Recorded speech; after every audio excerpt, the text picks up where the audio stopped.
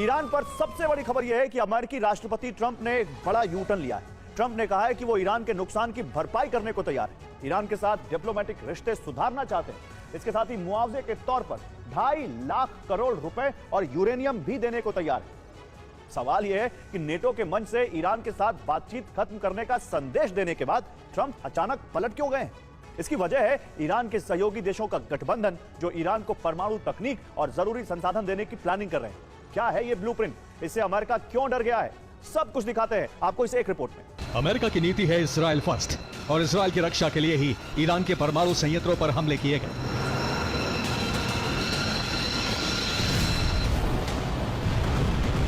लेकिन विश्व राजनीति का विश्लेषण करने वाले दुनिया भर के बड़े थिंक टैंक यही कह रहे हैं कि अमेरिकी हमलों ने एक बड़ा संकट खड़ा कर दिया है।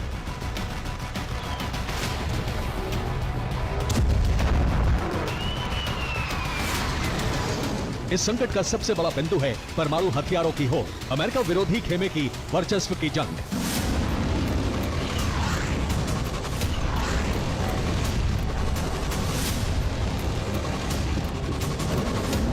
ईरान को चोरी छिपे परमाणु तकनीक मिलना, ईरान को पहले से तैयार एटम बम भी मिल सकता है। ईरान के परमाणु संयंत्रों पर हमले के बाद ही रूस ने इसकी चेतावनी जारी कर दी थी।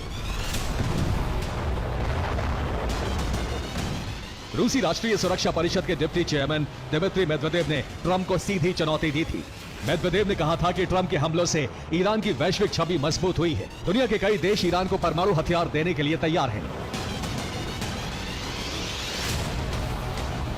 अब रिपोर्ट यह है कि ईरान को परमाणु हथियार देने का अंडरग्राउंड कार्यक्रम शुरू हो चुका है।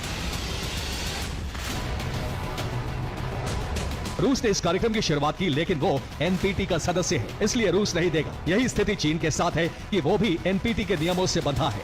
वो भी ईरान को परमाणु हथियार देकर पाबंदियां नहीं झेलना चाहेगा। इसीलिए ईरान को नॉर्थ कोरिया या पाकिस्तान से परमाणु हथियार दिलाए जा सकते हैं। ये दोनों देश एनपीटी के सदस्य नहीं हैं।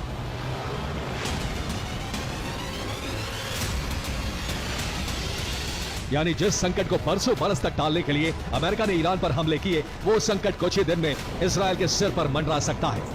इसीलिए ट्रंप की टेंशन बढ़ गई है और अपने अरब दूत स्टीव विटकॉफ के जरिए ईरान से संपर्क साधा है।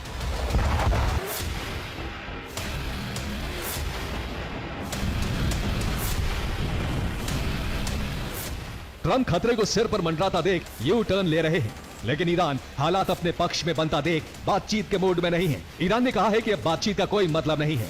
विदेश मंत्री अब्बास अरागची ने डिप्लोमेटिक मिशन जारी नहीं रखने की बात कही है। राष्ट्रपति ट्रंप ने खतरे को भांपकर नरम रुख अपनाते हुए ईरान की पेट्रोलियम इंडस्ट्री से कुछ पाबंदियां भी हटाई हैं। इसके साथ ही ईरान को नए न्यूक्लियर प्लांट का ऑफर भी दिया है।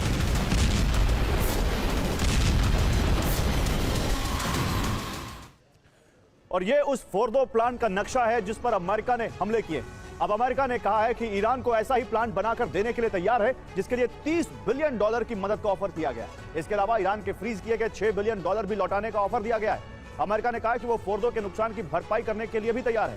फोर्दो जैसा नया परमाणु प्लांट भी ईरान के लिए बनाने का ऑफर है। अमेरिका ने कहा कि इस काम में उसके अरब सहयोगी देश वित्तीय मदद देंगे। इसके अलावा ईरान के लिए नए परमाणु ऊर्जा केंद्र का निर्माण भी अमेरिका करने को तैयार है, जो काम अभी तक रूस कर रहा है। लेकिन अमेरिका ने शर्त रखी है, और शर्त यह है कि ईरान को एनरिचमेंट की सुविधा नहीं मिलेगी। इन सब शर्तों पर ईरान तैयार होता है तो प्रोग्राम की निगरानी यूएस के सहयोगी देश करेंगे।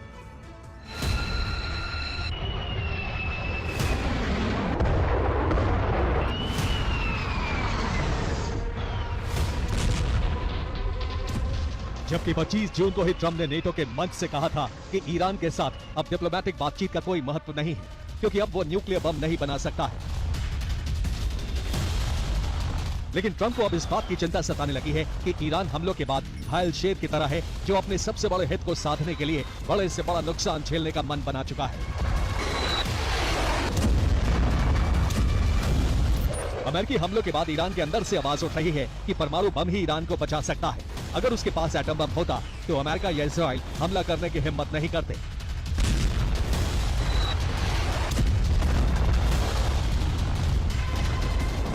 ईरान के विदेश मंत्री अब्बास अरागची ने अमेरिकी हमलों के बाद तुर्की का दौरा किया और तभी बम बनाने का ऐलान कर दिया। अरागची ने कहा था कि परमाणु अप्रसार संधि ईरान की रक्षा नहीं करेगी। ईरान को अपनी रक्षा के बंदोबस्त खुद करने होंगे। सवाल यह है कि ऐसे में ईरान के पास क्या विकल्प है।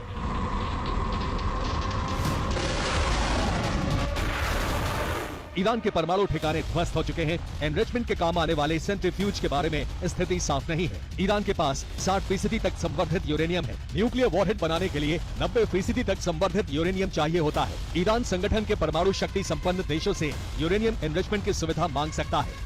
इसके साथ ही परमाणु तकनीक भी मांग सकता है। ईरानी खेमे के देश अपने हितों के लिए ये काम करने को तैयार हैं, क्योंकि वो अमेरिका और इजराइल के वर्चस्व को खत्म करना चाहते हैं।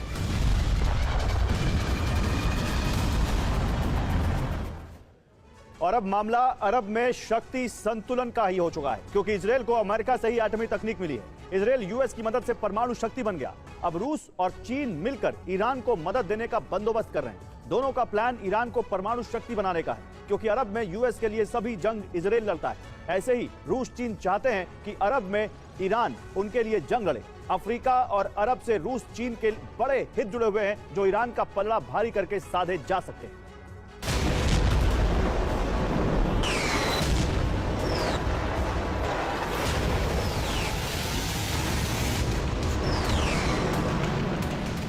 ट्रंप ने जैसा ऑपरेशन सोचा था वैसा ही हुआ था, लेकिन रणनीति सोच से उलट हो गई।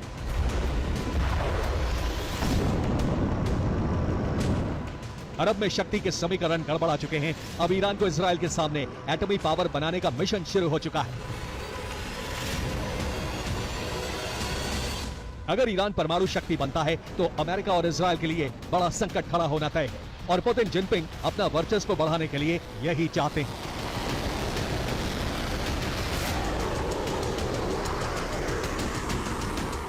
Bureau report, TV9 Bharatvarsh.